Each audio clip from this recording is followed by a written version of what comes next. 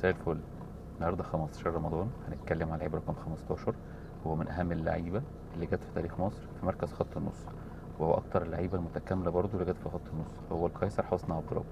حسني عبد ربه مواليد الاسماعيليه 1984، لعب للاسماعيلي، لعب للستراسبورج، لعب للاهلي الاماراتي، لعب للنصر والاتحاد السعودي. اعتزل في 2019. حسني عبد ربه أعلى قيمة سوقية ليه كانت 2.8 مليون يورو في 2010. حسني لعب 325 ماتش، سجل 84 وصنع 30 هدف.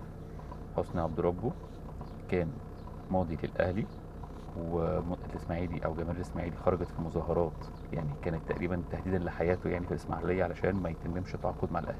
وفعلا رجع وما تعاقدش مع الأهلي وكمل مع الإسماعيلي. حسني عبد ربه واخد افريقيا 2008 و2010 و2003 مع منتخب الشباب مع كابتن حسن شحاته.